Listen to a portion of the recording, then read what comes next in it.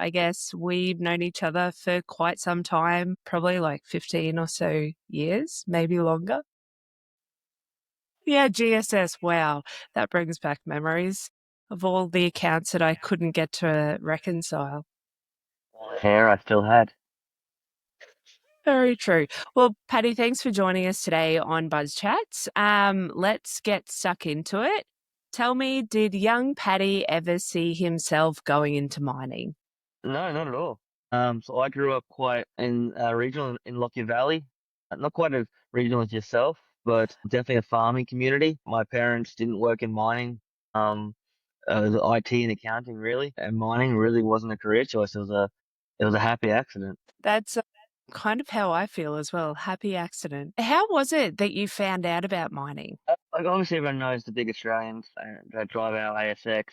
But really, I said a happy accident. So I was doing some Christmas work. The job I was doing normally shuts down over Christmas, and I needed some work to cover off over Christmas. And I took a 3-week contract randomly, and that was with Anglo American just to do a Christmas coverage, and that was over 16 years ago now. Wow, 16 years ago. And tell me, from all of your time with Anglo, have you spent time on site in head office? I'd love to know a bit more about where it's taken you and your journey. Yeah, it's been wild. It started in the head office. Did a couple of years in different teams in our head office department in Brisbane. That's where we met, and then out to the Callide, and then through to Capcoal and Middlemount. I did some just stint up in Moranbah at the Grosvenor mine. I had a couple of months in Canada, in our Vancouver office. I did 2 years in Singapore office, and then 4 years in our London office, where when I was based in London, I did several months traveling to South Africa, a little bit to Brazil, and a bit to Chile. So 6 continents with Anglo American now. Is there anywhere, any Anglo offices that you haven't been in? The Lima office. I was meant to go, and then I told my wife I was traveling, and she informed me that her mother was visiting, and I wasn't allowed to travel. Family first. Family first. Hey, can you tell me a story of when you were part of a team at work and when you had a win? That can be from head office when you're in Singapore, that can be on site at Capcoal days. Just tell me about some time that it's a good memory. You just touched on Capcoal, and Capcoal is one of those great memories. We had a phenomenal team. If you remember, we had Dale Cook, our commercial manager. We had Jody and Alistair as our supers, and it was in that time when coal prices were coming down in the middle of last decade. So we were heading towards $80 a ton coal prices. Capcoal back in 2012 had won mine of the year, but then had started to get really challenging on some of those high cost volumes. And the win we had was really how we assisted the business in taking those high cost tons out, those high cost contracts. I know your team with Jody really renegotiated a lot of contracts, a lot of value back from us, myself, Kaylee, and Prasanna under Alistair. I think we did a lot of new analysis, which they still use today to help try and find those efficiencies. I really racked that one up as a great win. Great times, lots of benefit added. That's super interesting you say that Capcoal's a fun memory because for me too, like I just still think like Dale's leadership was phenomenal. And then Jody, I just can't speak highly enough of. Like, I'm just so grateful that we all came together. And I think we really bounced off one another. Like I touched on before, my strength definitely wasn't in the reconciliation of accounts or getting things to balance. But I think I had that communication element that I really lent into learning from Jody as well. And then, yeah, we just had a really great dynamic of people in the team. Like all of us were so different, yet I feel like we complemented each other so well. Yeah, I still think of the I golfy and, just fun times. still keep a folder on my desktop called Jody's, I think called Jody's Stuff. And it's just all this great stuff Jody's done, which I now draw back on when I need some stuff around contracts, especially. Yeah. I know I've seen a great example, I just go back and I grab it. Yeah, and just her personality, like she's just so nice. Like that's one thing that I really took away from her was You can be such a nice person, but so productive and have so much respect as well. Like yeah, she's amazing. Really is. Yeah. So, Paddy, I'm just going to jump into a time. What does comfort mean to you at work? Um, Comfort's really around those high trust environments. So I'm comfortable when we're not clock watching. We're not worried about our SLA says this. We're not every day looking at HR procedures. But rather it's the inverse. It's when my boss knows that if I need to step out during the day, take Charlotte to the doctor or something, he's not worried. He knows I'm gonna get my work done. He knows that it's that's life. kids kids get sick. Quite frequently. Yeah. We haven't started daycare yet, so we Uh, haven't quite had as many. But it's that great environment where you can take a bit of risk, but your boss has your back, and mm, you feel that comfort that you can try new things, and without yeah. the worry of you're gonna get reprimanded.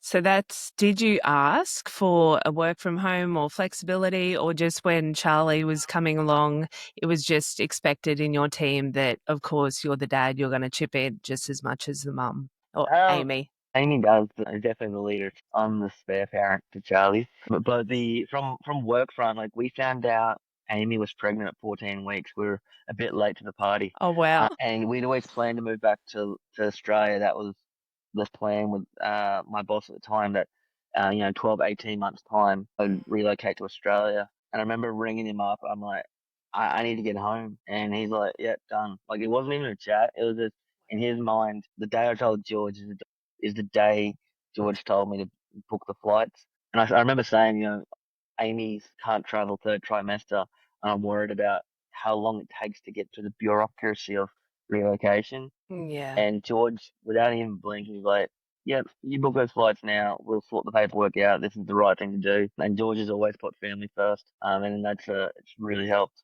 Wow, I just got goosebumps. That's the kind of leader we all want to be and we all want to have. Like that, I think that sums up comfort. Like you having the comfort to call him and openly say what's going on, and what you need, and him having that respect for you and wanting to bend over backwards and make sure you and Amy and your soon to be daughter have everything you need, which is support, right? Being around family is the number Critical. one. Yeah, that's lovely. So then on the flip side of that, have you ever been in a situation where you felt uncomfortable at work? Uh, definitely times. I don't do well in exceptionally structured environments where we don't trust each other. And I talk about HR and SLAs. Um, I I feel uncomfortable when you can't bring innovation, and you find quite restrictive. And I found at some stages during time in GSS, when things were getting tough, rather than always collaborating, sometimes we'd revert to, "Well, I don't have to do that. The SLA says X, Y, Z." 100%. Uh, And and doors shut. I hate it was doors being shut. so Like, quickly, and it's so hard to reopen after that. yeah. So that's for me is uncomfortable because it's not my natural style. And I Mm. like to be able to bring that natural style in and try new things. And when I don't want to say pigeonholed, 'cause it wasn't quite that, but it was when you're not able to maneuver and create value for everyone for that common goal of assisting the business. When you can't do that, that's when I'm uncomfortable. Yeah.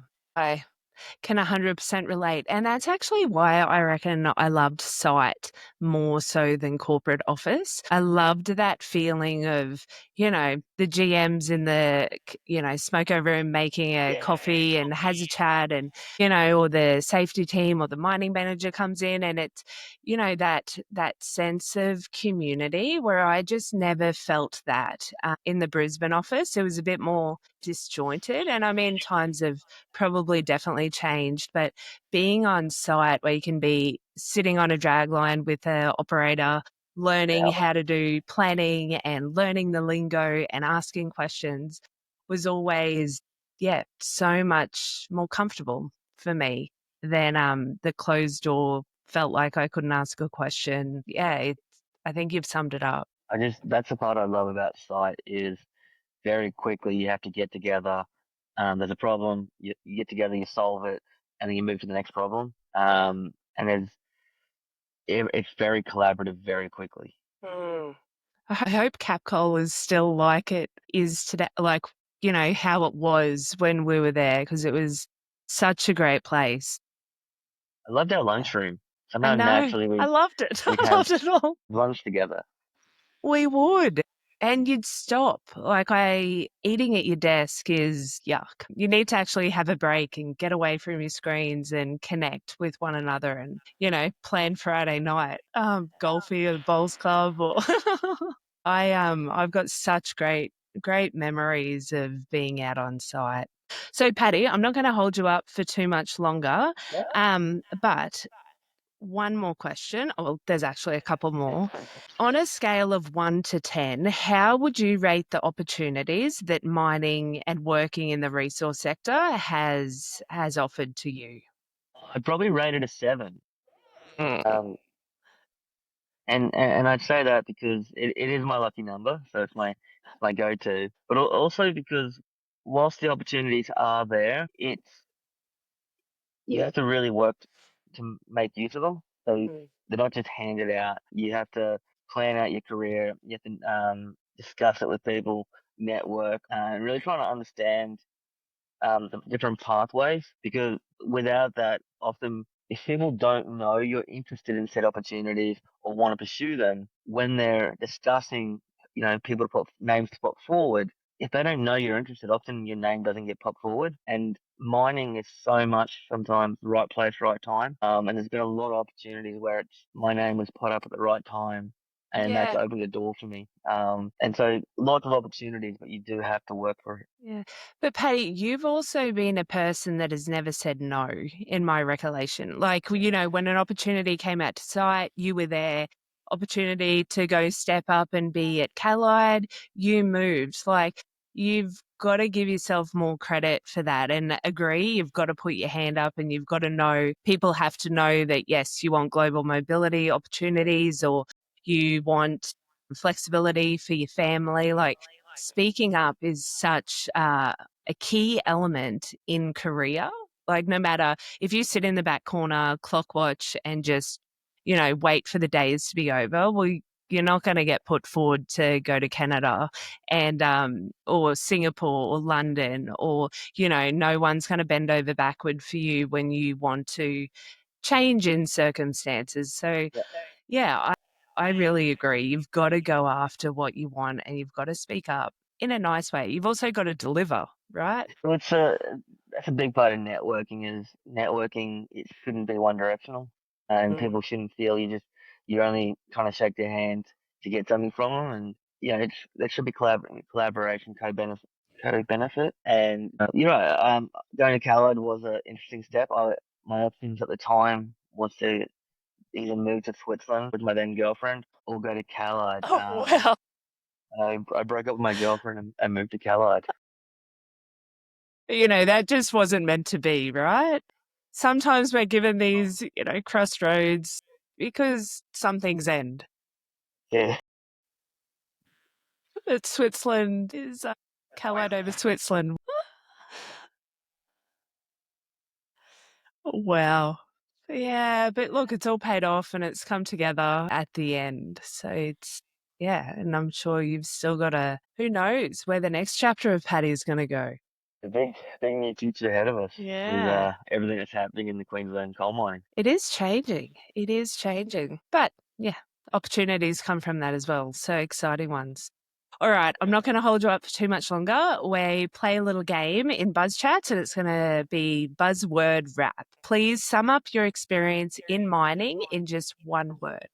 Fulfilling. Love it. Let's leave it there. But thanks for your time, Paddy. Great chatting. Talk to you soon.